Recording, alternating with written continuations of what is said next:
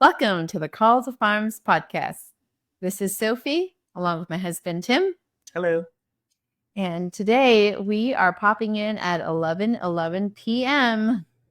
on December 29th. And we are so excited to share a little bit of what the housing market looks like, and as well as do a recap of this incredible year in so many ways. All of the challenges, all of the successes, all of the failures, all of the learnings, and also some of the predictions for 2025. Yep. So stay tuned and you'll hear the predictions at the end. Let's talk about what happened in 2024. Wow, we did so much. And thank you to all of you who've been tuning in, because I know we weren't on a rhythm there because of the book tour. Yeah, I was barely home on most weekends, unfortunately. So we couldn't, as much as we set off earlier this year. Yeah. I hadn't realized how much it was going to take out of me. And it turns out I might be a little bit of an ambivert. I learned about that this week, where I'm part introvert and part extrovert, where I need to be and when I need to be, but an introvert when that honestly, I think I'm more introverted. So Me too. Because of that, I think it just took us off our content creation, and not even content creation, because this is just us talking and we couldn't even commit to doing it. And whenever we did it around midnight, which is kind of around the same time we're doing it now. Yeah. We've had some actually really late nights too, 2 to 3 a.m. I think one of them was at 4 a.m. So 11 p.m. It's not too bad. Well, because I think we said we were shooting for like once a week, but I wasn't always here that week. And then whenever I was getting ready to go again. And so then we wanted to at least make sure that we got one episode up every month. So we did hit those goals. And then on top of it, we got to invite some of the best guests on our show. So we did knock out some really, really cool major guests and events. We weren't on a consistent schedule, but at least we hit once a month. And so that is exciting. And so thank you for your patience, but we are excited for 2025 and getting more on a consistent schedule. New Year's resolution. You're right. We are going to start doing weekly episodes. Well, we have already in December. We have it. Yeah. So we got to hit start. Going to release our weekly episodes. So every Wednesday. Every Wednesday. You ready for that? I am going to commit to Wednesday morning. So well, it'll be scheduled. And so you'll have time to finish it before, and it'll publish Wednesday morning. So, and if we're not, you guys hold us to it, okay? Because accountability always works in our family. We did have some really notable guests on our show, which have become our friends. And so we're so awesome to be able to have had a platform to talk to them and share their knowledge, because these are kind of the insider conversations that our children have been a part of during dinner talks or lunch gatherings, but they've been extended because of the podcast to actually invite them onto the show so we can share those conversations and record them for the children, for your families, and for your homes to listen to. So we've had 20,000 downloads. We're celebrating 20,000 downloads this year. Woo! We had Dr. Bill and Christina Schindler of the Modern Stone Age Kitchen in Maryland. Mike and Lacey Dixon, our great friends from The Fit Farmer. Cody and Ron Hanner of the Homestead Education. Lacey and Drew Grimm of the Schoolhouse Life. Mary Schrader, I love her so much.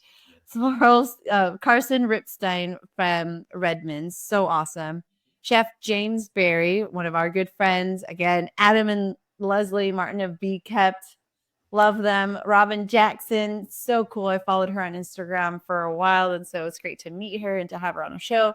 Sean and Beth Doherty, our mentors and friends and referrals of many, many of you clients out there for real estate looking to homestead and create your own independent farmstead. We've had Sally Fallon Morell. So honored to have her on and have her support. Josh Thomas of the Homesteading Family. You had a great interview with him. Can't wait to have Carolyn Thomas on our show as well. Chris Trump you had with the Korean natural farming, and then Hakeem Anwar, who I've been doing tons of research from years ago on just privacy centric technology. So really exciting guests on our show, kind of from all over the place. All over. Food, farming, technology. That's what I was going to say. Just like, it's, not just homesteaders. So, because homesteaders, from what I realized, being a homesteader is like, you're not just pigeonholed in this one little box. You're going to be expected to know a little bit about everything. And well, not just that, is these are just honestly, truly our friends and people we respect and people we have conversations with. And we truly value their knowledge. They are subject matter experts in their fields, which is why we just love being able to share what we're learning with you. Yeah. Yep. So we're excited. We have more upcoming episodes that we've already have scheduled this year, but won't go out till next year. So we've got Marjorie Wildcraft, Dr. Stanton, who's also a fellow West Pointer, and Daniel Salatin, Joel's son and dear friend of ours. So we're so excited. There's so many more coming. And again, this is like our easiest content to create because it's just something that we're free flowing. These are the questions that we would want to know for our own family, our own knowledge, and so grateful to be able to share that with you, and so grateful that you care enough to listen and want to tune into our conversations with others out there who are doing really cool things. And we'd love to hear from you as well. So if you would like to hear from a certain guest, please let us know. Drop it in the comments for Spotify or on YouTube. We read every comment, and we'd love to invite him or her on. Yeah, that would be really exciting. So let us know who you'd like us to talk to in 2025, because we're going to do a lot of talking next year. That's it. A lot of talking. Are we doing, did we say, do we commit? I think do we say once a week? You keep asking, are you having committal issues here? Yes, we are going to have commitment issues. I know this. So, well, let's talk about the housing market trends. If you're here, we want to kick off at least with the housing market trends, because we know many of you who have reached out to us really care about what's going on in the housing market. So we don't want you to wait till the very end. Well, I always get that question all the time, even with clients who fly in or just drive in. Even recently, it was asked me, Tim, how's the market? Right. And then, so it's good for you to send people the episode too, that in our latest one. Because the answer is not always, it's the best time to sell. It's the best time to buy, like what other realtors will tell you. We shoot straight here. And I will let you know that the market has slowed down. It has been a little bit sluggish ever since the presidential elections. And if you've been tuning in I've been posting it on Instagram, I feel like a lot of the people have been letting off the gas, and you should not be letting off the gas or letting your guard down right now, because now is the best time to do your research, to get on the ground, boots on the ground, start looking at properties, seriously looking at them, and you can get yourself a good deal. Especially the properties that are for sale right now. I know that there's a limited amount of properties, but those that are sitting on the market, they need to sell, and they are on the market for over 100 days, if not, close to a year. You're going to get a good deal. And I always tell my buyers that you can get seller concessions in this kind of market, where you can have sellers come in and help pay for some closing costs or help pay for that buyer's commission as well. So these are some things that you can do right now. I don't have a crystal ball for 2025, but I do predict that the market is going to be picking up, especially after the presidential inauguration. Right.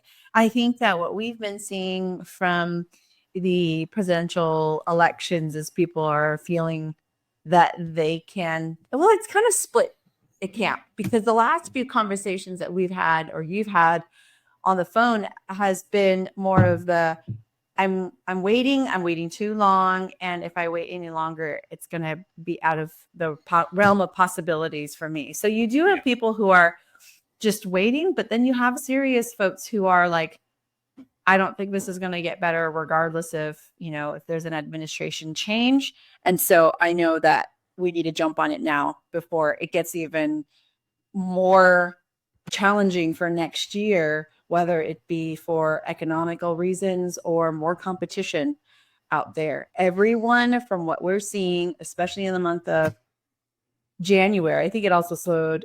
I wouldn't say it slowed down because you've been out the last couple of weeks showing homes, but and like slower than normal, but yes, there have been people. well, because it's also the holidays too. So people have been traveling outside of the area. Yeah. But people have been traveling here. We've had people from California reach out. You have a New Hampshire, and then today Massachusetts call. So it's happening. The people who are reaching out to us are people who are serious about making a move. Yeah. So that's exciting because we love that type of energy. We do. And that's just how we work. Not that there's any pressure at all, but when you know what you know and when you feel it and you know in your gut, it's something that you need to do for your family, for you. We've had singles, we've had retired, we've had families, we've had families with large, like 5 children plus, and who already have a homestead, who are realizing that we need to get out of where we need to be closer to community. And we're honored to be able to help and guide in those conversations. Yeah. I mean, odds are if you're tuning into our podcast and you're thinking about homesteading, what's going on right now in the world may be distracting a little bit, but if you have dreams of homesteading, you're not giving up on those dreams. You're still going to be pressing forward. And you're absolutely right. We've had people fly in and drive in. So I had a couple from SoCal fly in, and they are looking not for a homestead, but they're looking for a home in Knoxville area. And so we were seriously looking at properties right before Christmas and right after Christmas. And we had another couple drive down from Delaware. They are seriously considering a homestead property out here, and they are going to get their house ready, to go on the market in February. And as you mentioned, we have another family in SoCal doing the same thing, getting their house on the market in February. Everyone's starting to get the pieces in order, starting to take the next steps. It's so exciting. And that family that I just had that conversation with from Boston, they are already homesteading in Boston, for about a year now. And they said that just spiritually, they said they felt like God was moving them to make a move and to make a move now. And she actually had fallen asleep and woken up to one of our YouTube channels. And I was like, wow, not that she was watching it, that did not put her to sleep. She was watching something else on homesteading. And when she fell asleep and woke up, it was actually us talking on one of our YouTube shows. Yeah. And then she said she had to rewind, watch the entire episode, and said that she felt like God was really speaking to her through us. And because she didn't have any family and friends in Tennessee, so didn't know who to ask or where to go. So she just booked a call with you. And I think that is really cool because this past couple of weeks, we've had our clients invite us to their homes and share in a brunch together, or share in a dinner, or we celebrated one of our other clients' 50th birthdays. And we got to hear how the book or our YouTube channel or our podcast, like if I could get them, and we should do this next year, all in a room together so they can share how similar their stories are, it would be so cool. Because and I don't think they all knew that we're believers, but that was kind of the theme of like, we really felt that God reached out to us from the cookbook or from the podcast or from the YouTube channel. And because they didn't have any family and friends here. And we really resonate with that because we didn't have any family and friends when we first moved here. No. And we had a couple of people that I had made contact with who are now people in our community that we do a lot of our life and our homesteading with.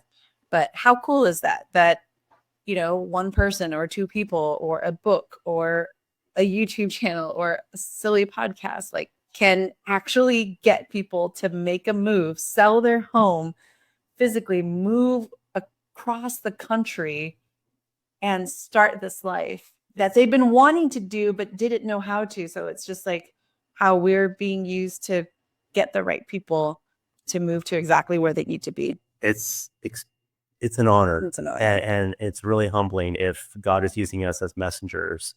And if we can just change at least one life, and helping them make a transition, I mean, that's so amazing. And we've done more than that already, but just all these stories that we hear from you out there, like it's really inspiring, and it really motivates us to continue to share all of this good news. At like 11:30 at night Yeah.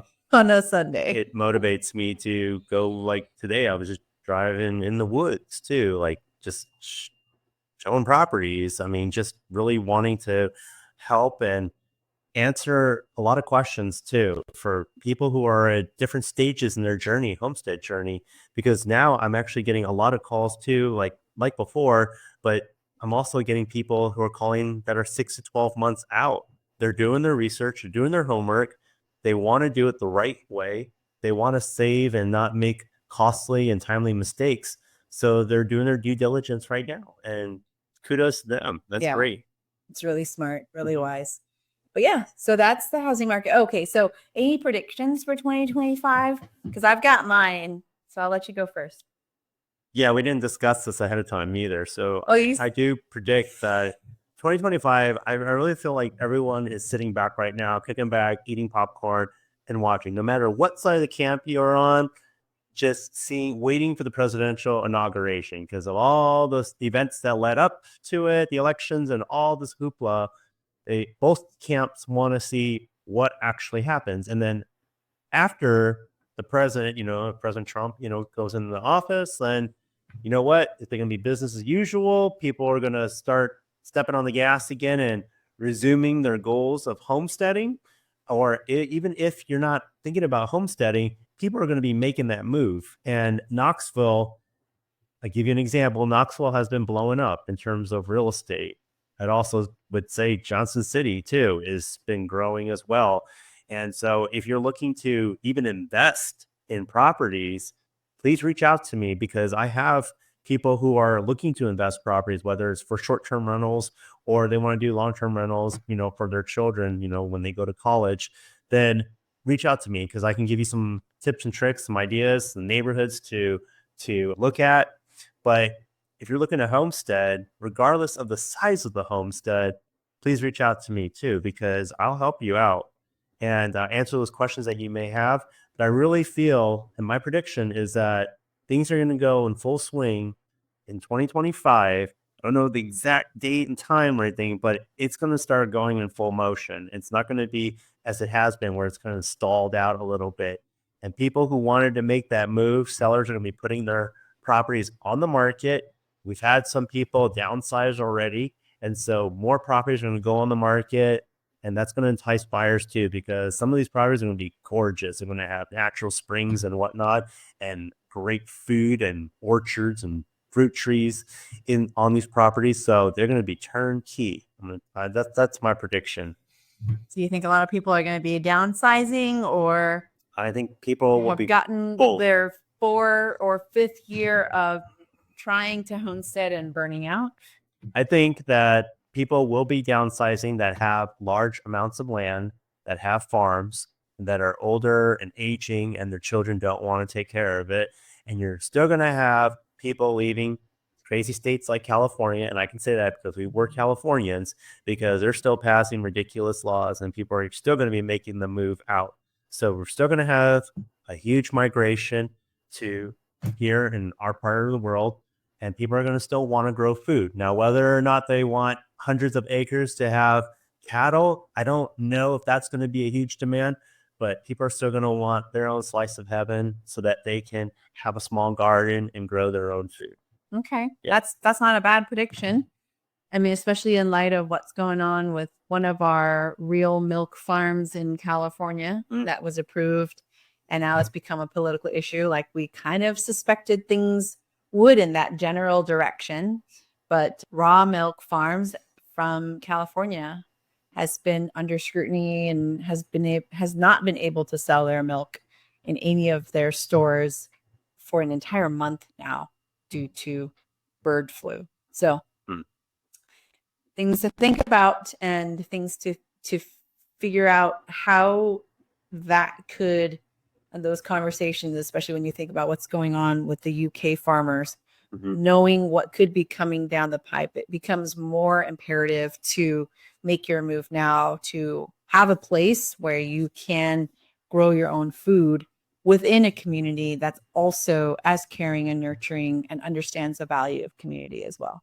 So I will add there that I like that. I like what Yeah. what you just said about that. I mean, that's just real life. Like it is unfortunately what is already going on and what we were afraid was going to happen to California years ago when we left, and that we wanted to find community who understood and valued the same things we did, especially around food freedom. So Yeah. that, and then I just want to say on my side on the interest rate predictions for 2025, all of the predictions that were happening earlier this year when people were saying, okay, rates are going to drop, the feds have announced they're going to drop rates 6 times this year.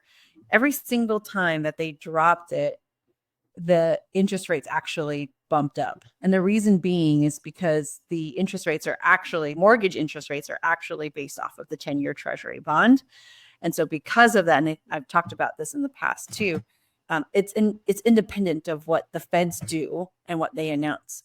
So there's things that are taken into consideration like inflation, unemployment rates, and those things.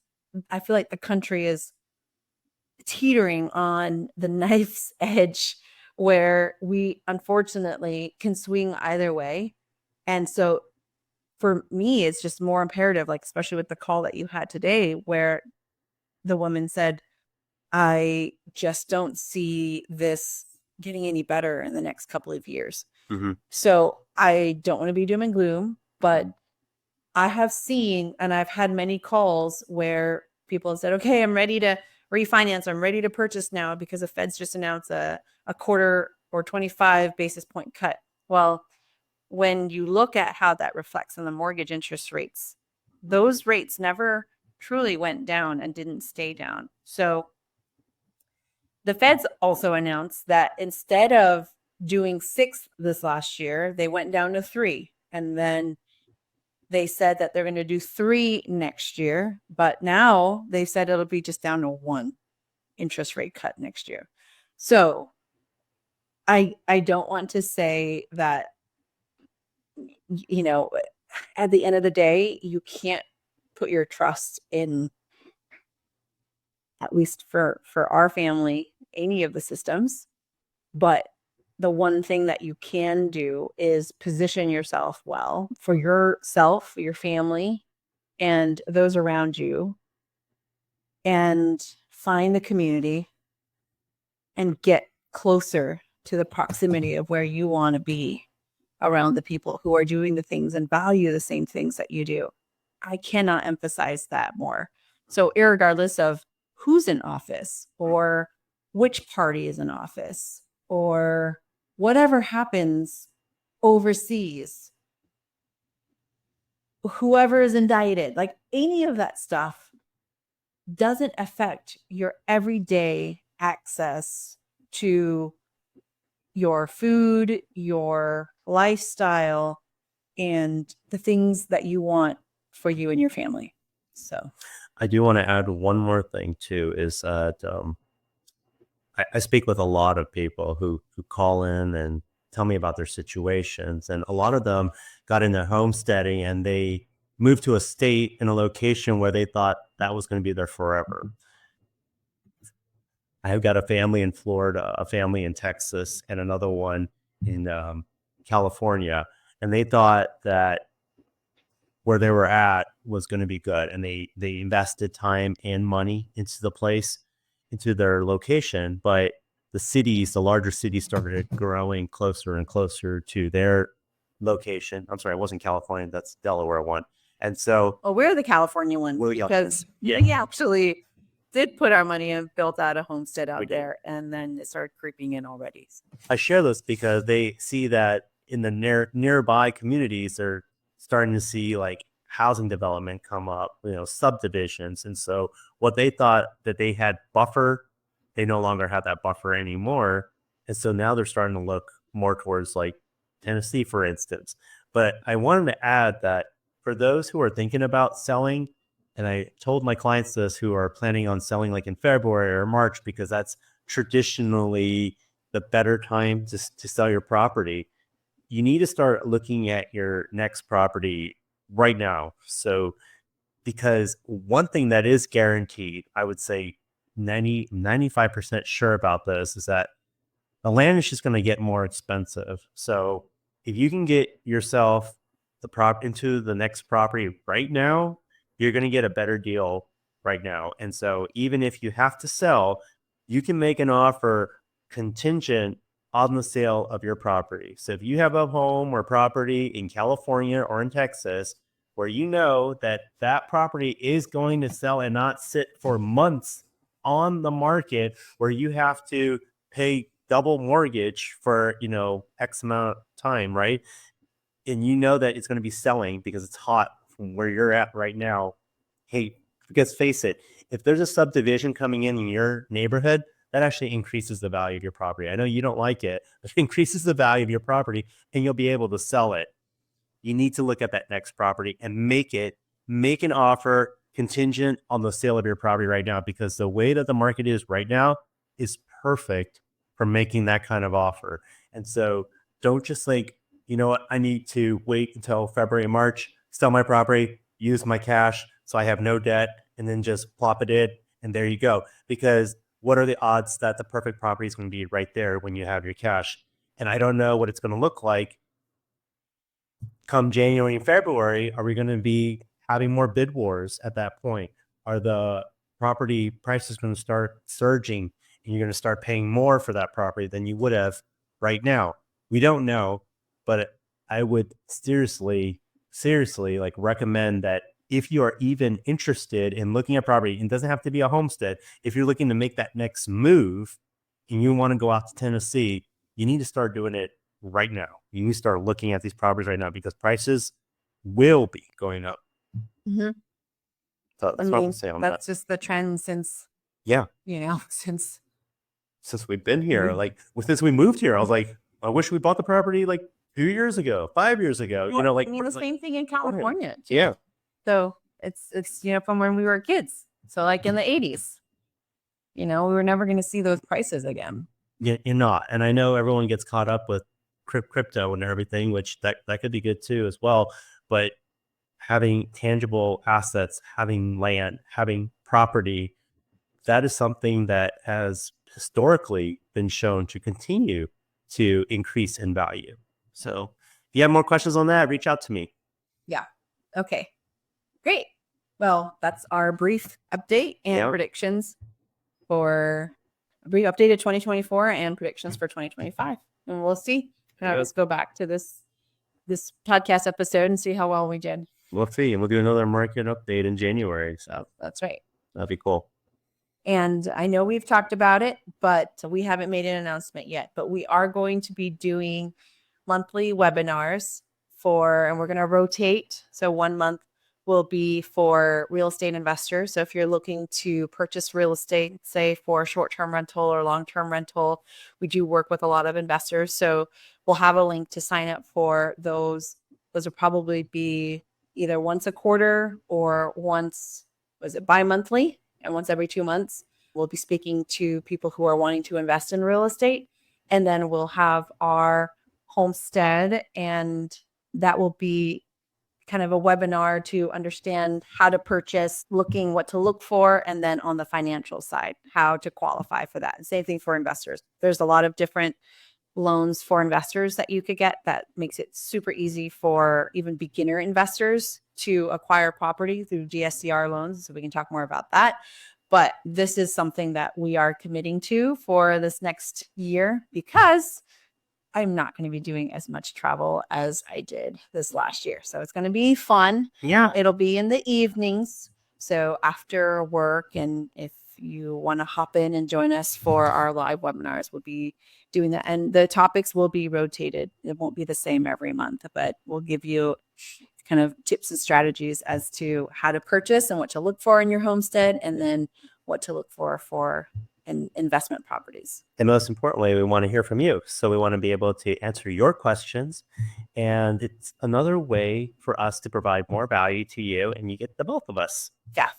And there's also some updates to be able to use Bitcoin to purchase real estate. So that's going to be really exciting. And I'm staying on top of that because Cutting edge. that is really, really, really exciting news for what could happen in 2025 and beyond. That's exciting. Yeah. That's a lot of commitment. But we talk about it all the time. So these are like conversations that you and I have.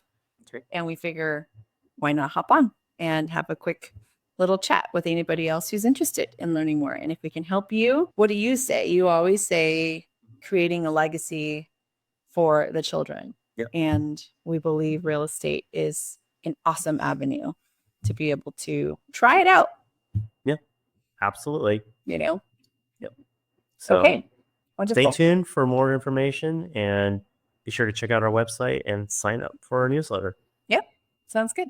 All right. So we did a housing market update. We're going to talk a little bit about the homestead.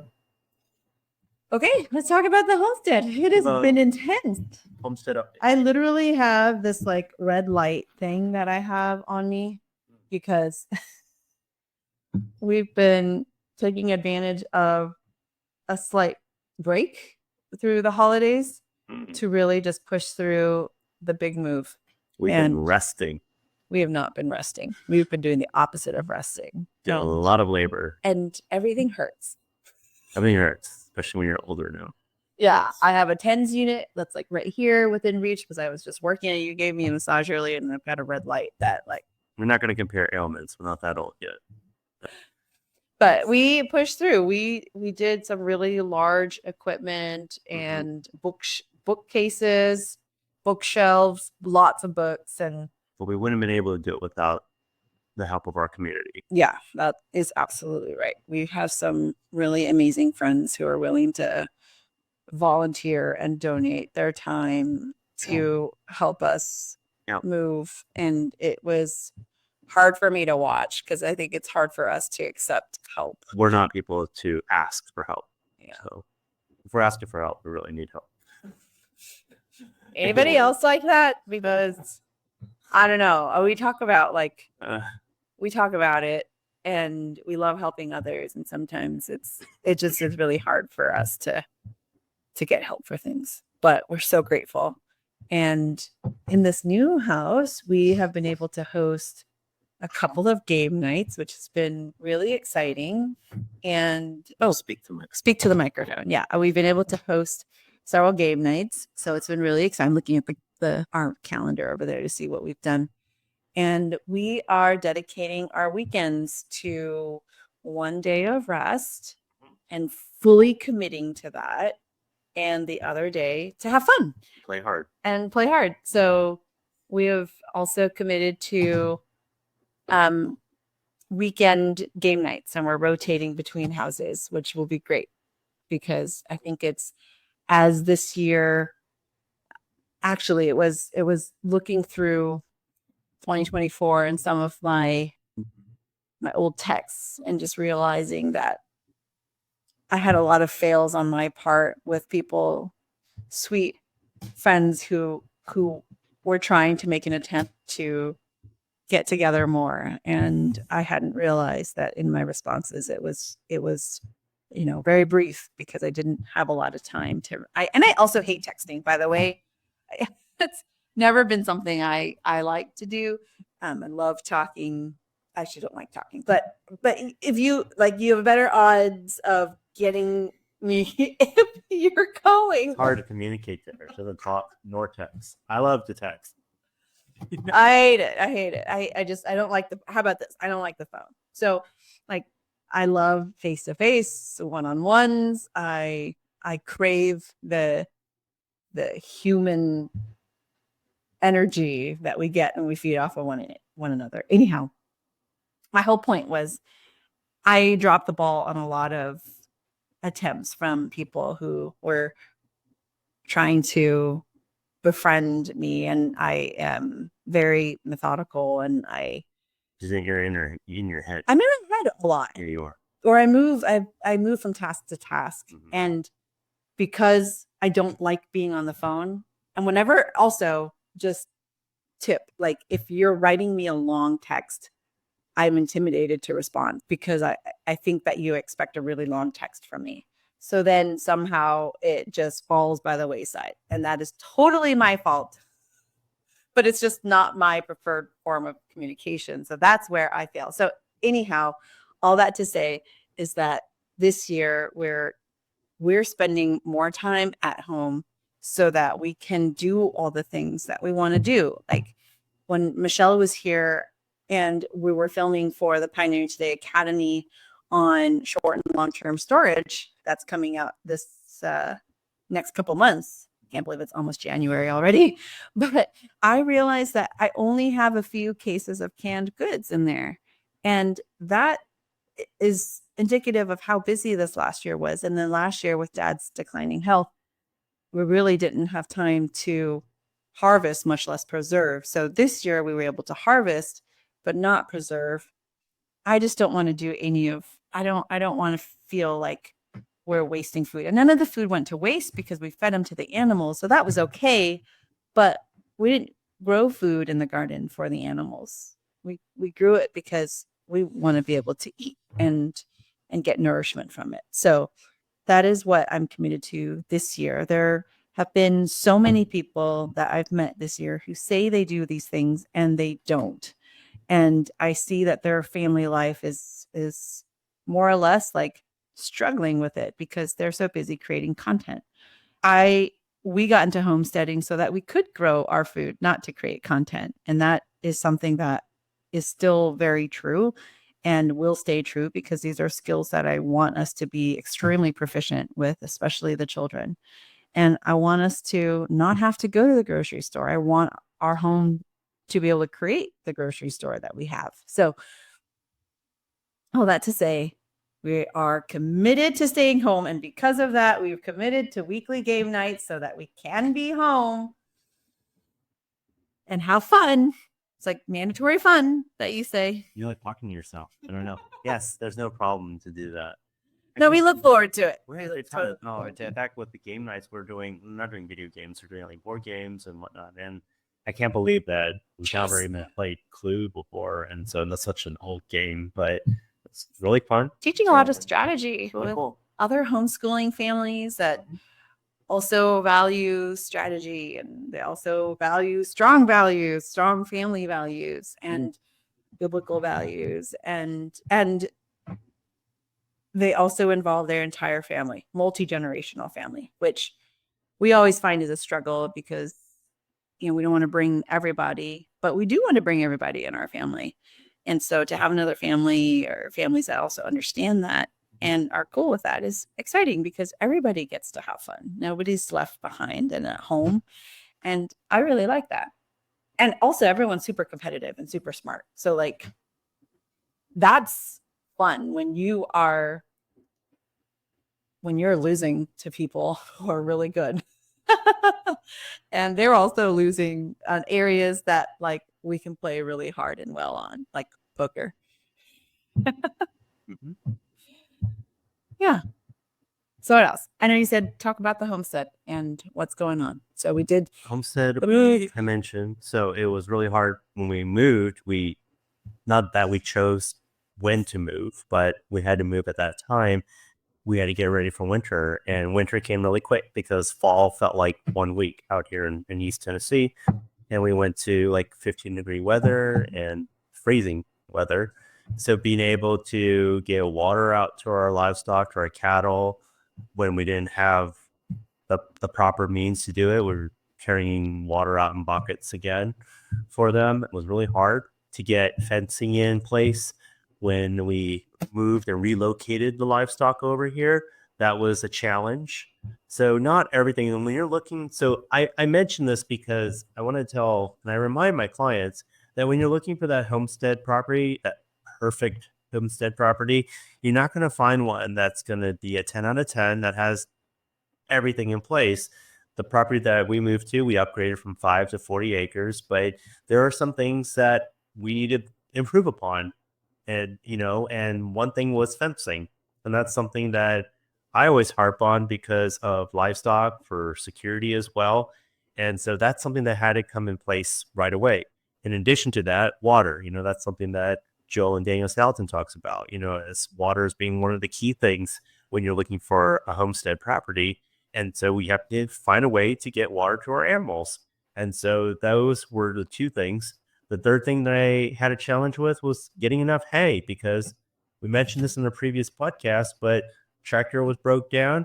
We didn't have a barn large enough for the round bales. We were so used to getting them square bales, but the majority of hay are those round bales, and you also need equipment to be able to move them. And so that also involved getting a hay spear and things like that.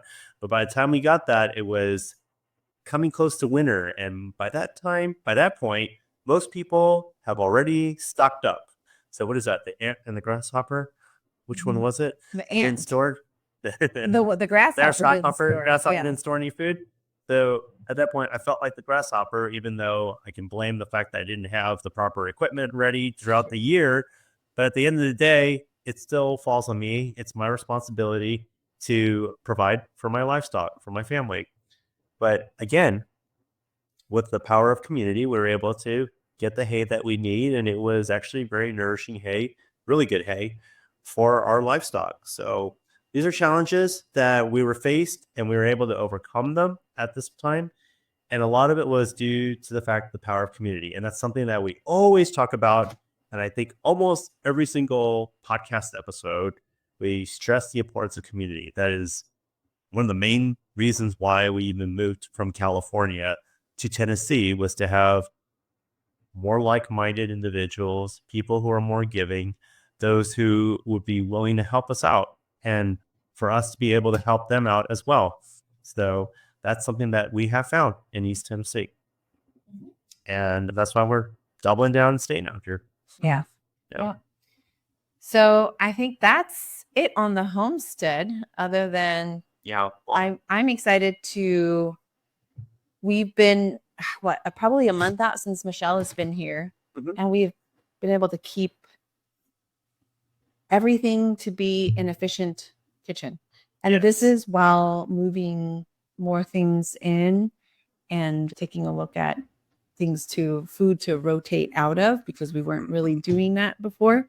Everything was mostly like underneath the bed or in the closet. And so now that everything's kind of been consolidated, we can go through some of our food, and it's been really awesome. So really excited to have an efficient homestead and kitchen, and be able to play more in the kitchen. I feel like we've been able to cook more exciting recipes and trying more and being more creative, which is why the idea of having a weekly game night is exciting for me personally, because it's getting me back in the kitchen again and trying new things. Like, especially when I'm thinking about how many cans of sardines we have. What can I create? There's sardine pate. Sardines are the most nutrient dense foods that you can have access to, and very clean. And so we can do pate and make sourdough bread. And I'm really excited about that kind of stuff.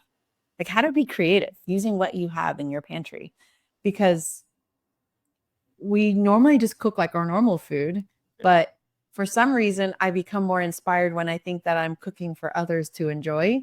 Like, I'm more willing to go out on a limb and try new things that isn't just always Asian all the time. I mean, Asian inspired now, but which is really cool, because maybe that'll be a potential new ebook or something. Yeah, that'd be cool. I love the fact that game night pantry, Asian inspired food. Title of the book, or no, it's not. But I'm thinking about, like, oh, what are some things that you can make from your pantry for large families on a budget? And I literally was looking at that on Pinterest, because like, I've not had to cook for 25, 30 people before. But what are some ways that we can do it? Because then it also makes me think about planning in January, what we need to be growing, what things are prolific, what will grow well here that I know that we can eat. And so it's just, I'm really looking forward to being home on the homestead. that like all of this is exciting Looking too. forward to you being home too. And yes, it is very helpful to have an efficient kitchen still, and that you've been saying every day almost everything has a place. And so that has been extremely helpful when we're unloading boxes and everything. So it is good to get things organized, and it feels good to get some headspace when things are more organized in the place. So yeah. Well, I hadn't realized that when we were moving the boxes over here, we've had things that have been sitting in boxes for 3 years because we didn't have a place for them, or we just didn't really feel settled.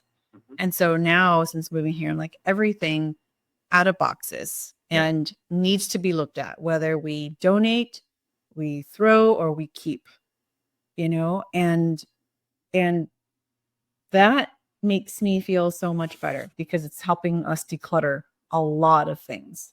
Like, why do I have like 10,000 of these little plastic planters from vegetable starts that I've kept? Like, I don't need all of this. It's like all this waste and all the stuff that I've kind of hung on to and I never got rid of. So this has been really good to be home. The cookbook tour in 2024 was really awesome. It took me all over the country, the world. We were in Oaxaca, Mexico, to Maine, to California, to Texas, to Virginia, Maryland, North Carolina, Tennessee, all over Idaho. And like, it's been exciting. We're only going to do a selective few that we really feel like aligned to for 2025. very selective. Very select few. But I'm grateful to have met everybody in 2024, to see everybody's faces, and really grateful for everybody's support. The cookbook, the Nourishing Asian Kitchen cookbook, won an Indie Forward Award for the cooking category. So once we sell through this first publishing, which is going to be very soon, in the next and subsequent prints, you'll see a little award on the Nourishing Asian Kitchen cookbook, and like, what a true honor. So it was worth all of the traveling to hear your stories, travel and hug many of you and meet many of you who have heard of either the book or the podcast or the YouTube. So just really awesome. And to get the recognition, and to the mere fact that you all are cooking even one recipe out of the cookbook in your homes is a success for us. And just know that we have so much joy from that and knowing that. So thank you for sharing all of your stories and all of your photos and all of your support this year. Yeah, thanks you guys. Yeah, such good, really good. Yeah. Here. Did you want to talk about the Homesteaders United Jamboree?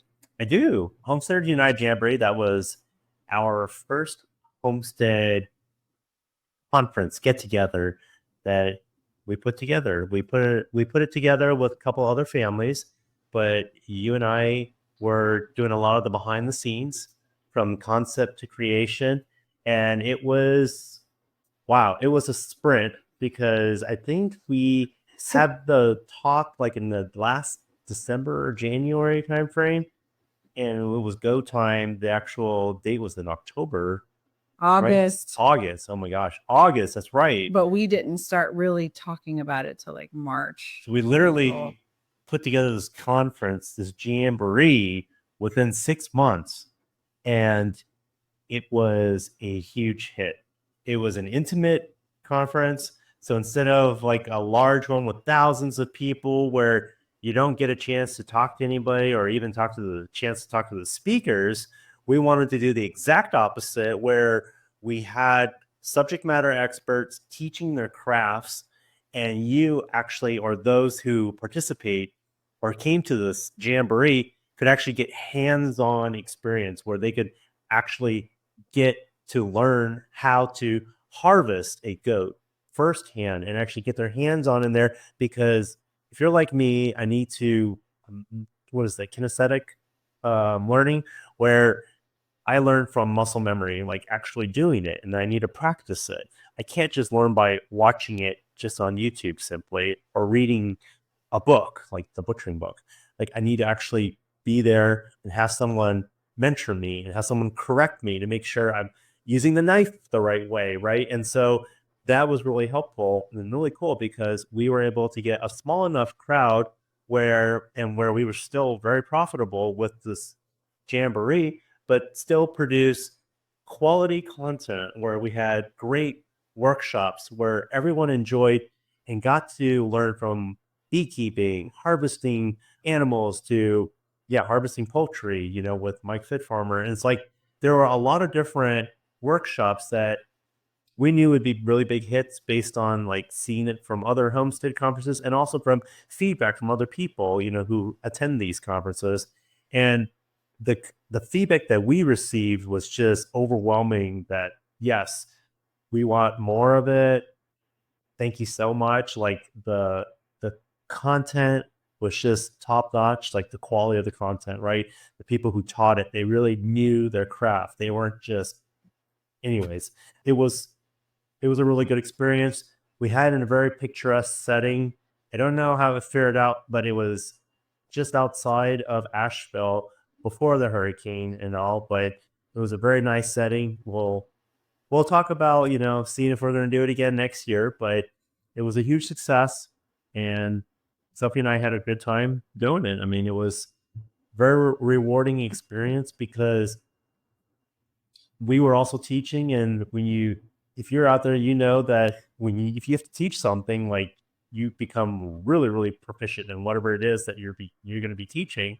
And we also had time to go to some of these other classes as well and partake and actually enjoy, because we had chefs also provide the food, because this conference was different than others. We didn't want people to go off campus and go get food at a nearby restaurant. We want everyone to stay there so that they can mingle, communicate, and build community amongst one another. So that was something different, and I think it was a huge success. Yeah, I know it was. I think the whole premise of it was having a conversation, inviting Billy, Michelle, Mike, and Lacey over to our home last January, and just saying like, hey, we want community with people. And so this idea, just the mere fact that we went from concept to actually launching a conference in like 6 months was intense. So you did a great job, honestly. You've always told me like we should do a retreat together. We should do a retreat, or you should do one with the ladies. We should. And I'm like, no, it's too much work. But like seeing you put it all together, nuts and bolts and everything. I mean, I saw you work. You worked really hard and you got it all done. Like there were obviously on our administrative side some things, but other than that, like really good for never having run a conference before on a platform we've never used before that was a free software. Like it's really awesome. And to get the feedback that we've got from everybody, I think that was worth it. Thank you. So I think you did a great job. Like stand up and whether we do another Homesteaders United Jamboree, or like you said, we host one together on the topics that we know. Fantastic. Yep. Let's just more to come. And more to come. And it's a collective effort for the thing, but I know I did put a lot of time and effort into it, and it brought me a lot of joy. So wait, you had a lot of fun. So glad it went really well. Yeah, you can't complain on that. It was a lot of hard work for everybody. Yeah. So if you missed out on that, I'm sorry, but it was a lot of fun. So if we do it again next year, we will. And if not, tune in. We might be doing another retreat. So you never know. But if we did, it would be more of a not homesteading retreat, right? Yeah. For us, yeah. If we're putting up a retreat, it would be more business, creating businesses, marketing business. Things that are within our wheelhouse. Things that come easy for us. So planning a small weekend retreat at a small home, I think would be awesome with nourishing food. Delicious food. Yeah. Oh, yeah. Really, it's like, let's just talk about all the things that we want to talk about. Yeah. That'd be awesome. All right. More to come on that. So that could be more stuff in 2025. Yeah. So let us know there too. Comment below. Comment below if you're watching us on YouTube or on Spotify. Let us know if you're interested in a retreat with us and like what topics, because we're really good on businesses, marketing, websites, all that stuff. Investments. Yeah. Yes. Now, the things that you need in order to get your homestead, make the finances work, using the gifts that you innately have, how to turn them into a business, because those are skills we want to teach the kids too. And then that's what funds the homestead. Again, like we've said, how to market yourself too. Right. And like we said that before, we just personally don't want the stress of the homestead having to be the sole income, because then what if you have a bad crop? What if an animal dies? You're not just like, if that happens to us, it's not fine. It's unfortunate, but we're not beholden to anybody else who was waiting for, a weekly CSA of meat and their vegetables, just because we just don't want to grow that much, just enough for us and our families and the local community, and then anything extra we preserve. So, but having skills like understanding business and marketing, we get hit up a lot, and partnerships and understanding tech, AI technology. That is all the stuff that's coming that is disrupting the space. Those are things that we love, because once you learn that, leverage it to get your homestead, grow your own food. That essentially is printing your own money. And especially when I think about every time I pull out, a carrot, a beet, tomatoes, you're pretty like, do you know how much tomatoes are? Organic, ripe on the vine tomatoes are? Those are expensive. It's like $6 a pound.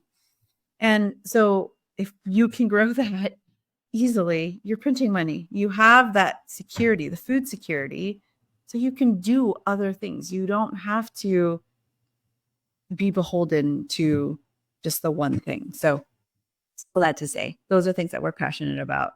And then how to nourish and feed your family well. I wanted to do something where it is like a women's nourishing retreat where I teach you how to cook really nourishing food for your family. Yeah. That works for a busy schedule. Yeah. And, incorporating nourishing traditions, the GAPS diet, and looking at, fermentation, your gut health, meat stock versus bone broth, things like that. Things that are super easy for you to do for your family. But you think about it, you're actually preventing a lot of disease and health ailments for your family by cooking real food, either whether it's locally grown or grown on your own land. Yeah. I love that you mentioned that, because fermented foods, I don't like to eat vegetables, but I'm lazy cooking. I'll grab a jar of like your kimchi that you've made, and voila, I've got vegetables with my meal that I can give to the children and myself. I mean, it's good stuff. And that's your wheelhouse. That's your bread and butter, is to be able to create quick but nourishing and delicious foods, and to be able to share that knowledge with other working moms is gold. And if somehow you can incorporate how they can also create their own business, because let's face it, the economy tanked this past year or two, and a lot of people got laid off, especially in the tech world, and it's very unstable. And so a lot of people are thinking about, well, maybe I should have a side hustle. Maybe I should pursue, some of the interests that I have, but they may not know the next steps as to how do I make this into truly a business that can create income for their families, and how they can market it and who that target audience would be. Again, that is your wheelhouse. So if you can run a retreat, which I am glad to help set up for you. You keep telling me this year after year. There's plenty to talk about there. Maybe we need to do our planning session, what we want in 2025, and prioritize it. Because maybe in 2026, I just don't know how comfortable I feel with like in-person stuff. But maybe we'll do a virtual in 2025. Maybe. So stay tuned. But comment below if you're interested. That would move the needle. Tim knows I need data. So let us know and we'll talk about it. Non-committal. All right. We'll do it. How many years have we been together? So I commit to it. So, all right. What else were we talking about? We did the home update, housing market update. We've done our homestead update. And I think that's it. Predictions already for 2025. Talked about some of the cool guests we're going to be able to interview next year. Mm-hmm. And we definitely want your comments. We want your suggestions as to who else we should be interviewing, because we want to produce content that's going to help you. Okay. It's not just for us to listen to ourselves. So let us know what you want to hear and what you want to learn about, because things that I've started seeing is that people are a little bit more interested in soil health, mushrooms. I mean, what other topics? So we'll find the subject matter experts and we'll be able to get that information to you. So if you want to know more information about homesteading, please reach out to me, homesteadingrealtor.com. You can book some time with me. I hope you answer some questions that you have. And even if you're just early stages to, hey, I should have gotten this homestead years ago, I will be able to provide you with options, as we move forward in your homestead journey. And if you want to check us out, we're Sprinkle with Soil on YouTube channel, and also sprinklewithsoil.com to get more information, where Sophie will share cooking tips on there. So share the episode out with your friends and family. And if you haven't already, please subscribe, give us a good review. Let us know how you like our podcast if you followed us for a while, and then just let us know what other topics you'd like for us to discuss. And again, we interview folks from all different types of areas that we're interested in, whether that's clean eating, non-toxic living, low toxic living, farming, soil scientists, health scientists, food enthusiasts, doctors. Like, we talk to people that personally we gather a lot of knowledge from experts, and want these conversations for our own family and to share it out to all of you out there. Yeah. And this episode will be published on Wednesday, which is what? New Year's Day. So we wish you, and may you have a very happy, joyful, prosperous, blessed new year. Happy 2025. We'll see you 2024. And we're hoping for an even better 2025. And we'll be right there with you. So thanks for hanging out with us, and we'll see you next year. To your health and happiness. Bye. Bye, friends.